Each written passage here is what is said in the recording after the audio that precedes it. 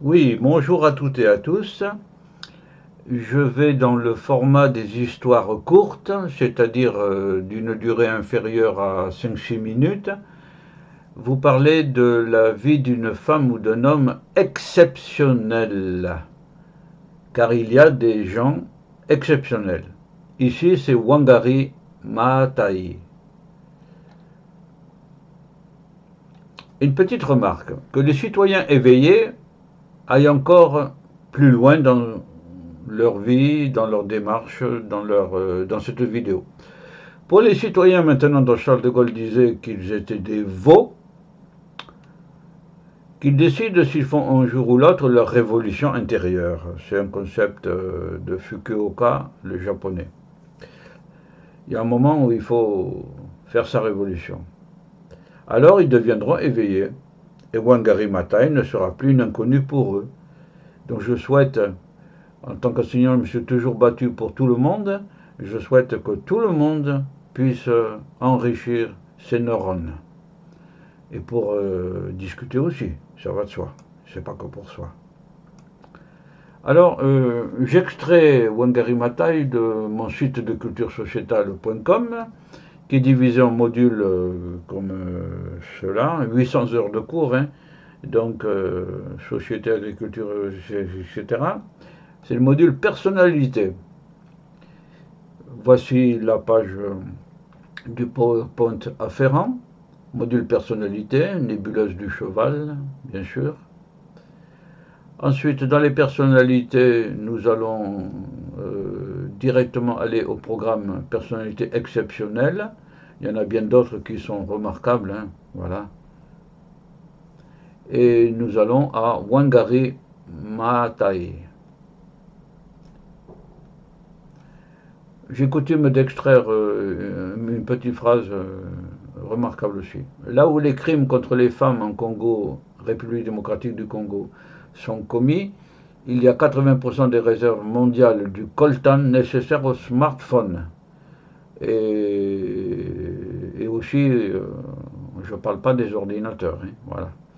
Donc les smartphones sont complices de la criminalité. Bon, il faut se le mettre quelque part dans la tête, ça. 80% du coltan. Alors, Wangari Maathai, voici le plan des interventions. Prix Nobel de la paix, pas n'importe quoi. Morte en 2011. Reboiser 10% de l'Afrique, c'était son souhait. On parlera de la situation avant, la forêt d'avant, forêt de bambou, déboisement récent, les gens d'avant, maintenant pauvres. L'Odyssée de Wangari Maathai, la menace, les cultures d'exportation, le thé, le café, la destruction de la montagne, le combat, le rêve de 74, organisation avec les femmes, elle s'est battue beaucoup avec les femmes, planter des arbres, dénoncer le gouvernement, faut y aller fort. Elle a été persécutée, le projet de ceinture verte et son grand rêve qu'on terminera cette vidéo. Wangari Maathai, prix Nobel de la paix 2004, morte en 2011. Elle a replanté des millions d'arbres au Kenya, des millions d'arbres. Grâce à cela, elle obtient des Nations Unies un programme de reboisement destiné à reboiser 10% du territoire africain. Oui, la voici avec un arbre. Environnement activiste. Le Kenya est ici. Avant, la forêt d'avant. Des forêts de bambou à perte de vue.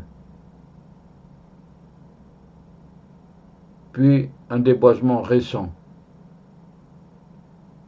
À l'époque de la colonisation, 30% du territoire a été couvert par la forêt, aujourd'hui 2%. Comme quoi la colonisation maintenait un couvert forestier fort, ça avait du bon. Il faut se débarrasser des idées reçues. Paragraphe 2, les gens d'avant. Avant peu, même avec peu de moyens, jamais nous nous sommes sentis pauvres. C'est un classique ça. Abondance de biens nuit, dit le proverbe français.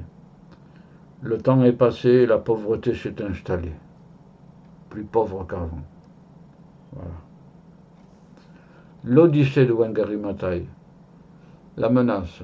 Les paysans kenyans peuvent planter des cultures de thé, de café, qui autrefois étaient interdites. C'est des cultures d'exportation, ça.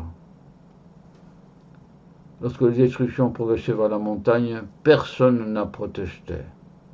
La montagne a été progressivement déboisée, défrichée. Voilà.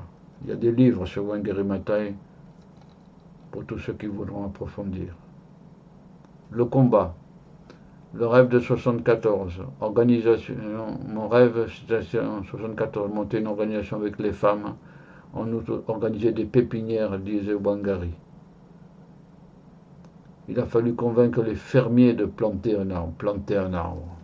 Planter un arbre. Qui d'entre vous a planté un arbre? Il fallait désigner les bénéficiaires et les responsables, c'est-à-dire le gouvernement. Donc, persécution.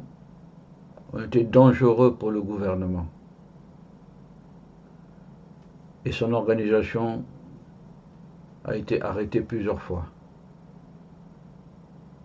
Un combat véritable contre le pouvoir. Le grand rêve. Elle rêve que l'Afrique se dote de dirigeants compétents et que l'Église offre un réseau d'éducation populaire, car l'Église est une force opposable au pouvoir dans beaucoup d'États africains. Dirigeants compétents.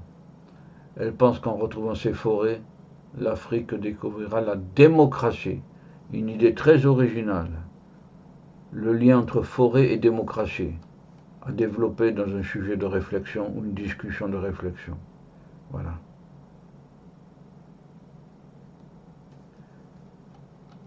Et la dernière revue, à quoi bon protéger une montagne, voilà le Kilimandjaro, dont personne ne croit plus qu'elle abrite Dieu. Wangari Maathai. Oui, très belle citation. Eh bien,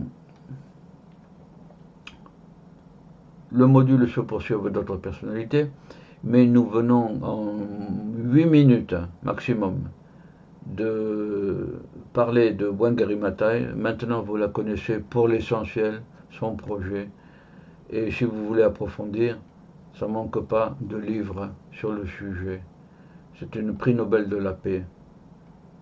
Une grande femme, une très grande femme. Voilà. Eh bien, je dis au revoir à toutes et à tous et partagez cette information. Au revoir à toutes et à tous.